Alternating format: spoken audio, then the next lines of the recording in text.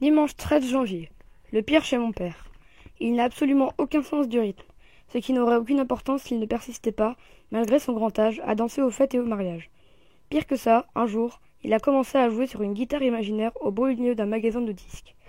Le magasin passait un vieux tube des années 1770 que papa avait reconnu.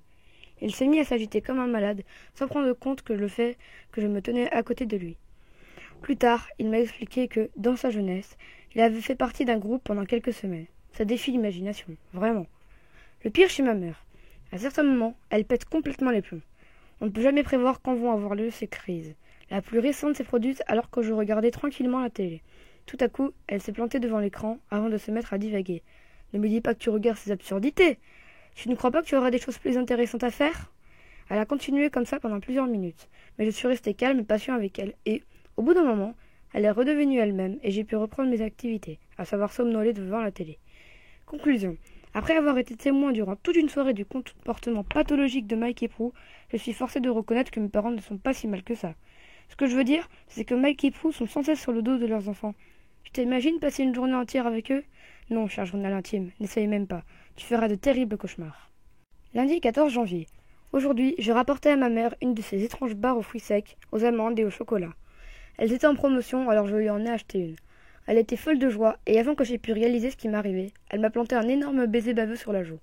Juste pour cette fois, je l'ai laissé faire. Je lui ai même donné une petite accolade en retour. Quand papa est rentré à la maison, il m'a demandé si j'avais déjà appris les dates de tous les rois et de toutes les reines depuis 1066. Il a dit ça avec un parfait sérieux. C'est seulement lorsque j'ai remarqué une petite étincelle dans son œil que j'ai compris qu'il plaisantait. Tu as vraiment réussi à me faire peur, ai-je avoué. Il a éclaté de rire. Mardi 15 janvier. Monsieur Vermoulu m'a demandé de rester après l'appel d'aujourd'hui. Il m'a dit que ma tenue était une véritable honte, puis il a commencé à me critiquer en détail, en commençant par le nœud de ma cravate qui était apparemment trop petit. Moi, je pensais, je prends des leçons de mode avec un homme qui porte son pantalon sous les aisselles. C'est une chance que je puisse toujours voir le côté comique des choses. Une fois qu'il a eu fini, j'ai lâché. Merci, votre grâce. La plupart de mes anciens professeurs auraient souri en entendant cela, mais pas Vermoulu. Il s'est juste mis à enfler comme un ballon avant de déclarer. Nous avons été très patients avec vous, mais notre patience a maintenant atteint ses limites. Il a vraiment mis tout son temps pour faire bien rouler ce dernier mot dans sa bouche. Je ne sais pas pourquoi, mais j'ai le sentiment qu'il ne m'aime pas beaucoup. Mercredi 16 janvier. Cette femme qui habite à côté, Madame Rhys, est revenue pour se plaindre de moi. Cette fois, c'était parce que je m'étais raclé la gorge trop fort en jouant dans le jardin ou un truc tout aussi dingue que ça. Je vais vous dire, le coin où on habite est bourré de râleurs, et la plupart ne semblent râler qu'après moi.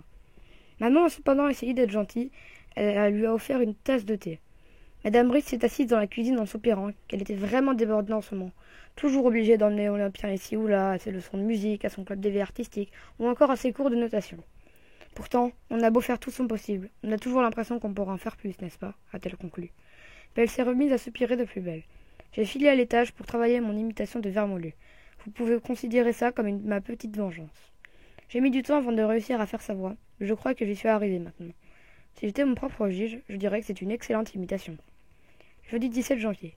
J'ai fini de décorer ma chambre ce soir. J'ai accroché sur les murs des photos de comiques géniaux, comme Ali G, Basil Fawlty, et pour moi, le plus grand de tous les temps, Fletcher de la série Porridge. C'est ce genre de touche personnelle qui fait qu'on se sent vraiment chez soi, n'est-ce pas? Maintenant, chaque fois que je franchis la porte, je me retrouve plongé dans mon univers d'humour. Vendredi 18 janvier. Une réunion a viré au drame aujourd'hui. Le proviseur était parti dans un long discours destiné à nous démontrer que nous faisions beaucoup trop de bruit dans les couloirs lors des changements de salle de cours. Il radotait encore et encore, à rajouter sur le niveau inadmissible de décibels jusqu'à que je chuchote à Théo. Mes pieds s'engourdissent et j'ai l'impression que ça se propage à tout mon corps. À ma grande surprise, Théo s'est mis à rire. En réalité, je dirais plus que ça ressemblait à un jappement. Théo lui-même a paru pour le moins surpris, il est devenu écarlate. Enfin, j'avais réussi à le faire rire. J'aurais été ravie si le professeur ne s'était pas soudain interrompu pour me fusiller du regard. Puis il a pointé vers moi un long doigt décrépit, et j'ai alors pris conscience qu'il me soupçonnait d'avoir poussé cet étrange cri. Impossible de lui dire la vérité, non? J'ai donc été mis dehors et prié de l'attendre devant sa salle de torture. Après la réunion, il a sorti le grand jeu pour m'expliquer que j'avais vraiment pris un mauvais départ. Il m'a répété que cet établissement attendait beaucoup des élèves, beaucoup plus que partout ailleurs. Il parlait avec son visage juste au niveau du mien, et j'ai donc eu droit à une bonne douche. Et son haleine était à tomber par terre. Pendant un long moment, j'ai été sur le point de lui demander de s'écarter avant que mon visage ne se désintègre totalement. On ne devrait pas avoir le droit d'être proviseur quand on a une haleine pareille. Je suis certain que c'est contre les lois les plus élémentaires de l'hygiène et de la sécurité. Alors que je m'éloignais en titubant, il a croassé. Je vous garde à l'œil.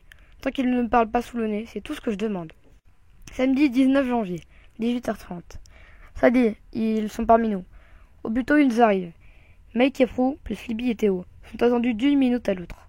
Maman nous a expliqué qu'elle n'avait pas le choix, qu'il aurait été très impoli de ne pas leur rendre leur invitation. Mes parents ont passé quasiment toute leur journée à préparer cette visite. Pour finir, maman s'est changée. Elle a mis le nouveau haut bleu pailleté que papa lui a offert. Et maman, tu as le poil bien pris aujourd'hui. Je peux être un vrai charmeur quand je veux. On sonne à la porte. Les deux affreux sont là. Je vous fais mon rapport plus tard. 22h15. C'est vous ce qu'ont fait Mike et Prue pendant la première demi-heure. Ils ont rôdé partout dans la maison.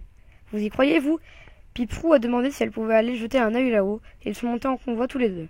Ensuite, ils ont été très contents de nous rapporter avec frénésie les derniers exploits de Théo et de Libby, personne que Théo avait eu 3 en moins en une seule semaine. À la fin de sa tirade, Mike a brandi le poing en l'air en criant « Yes !»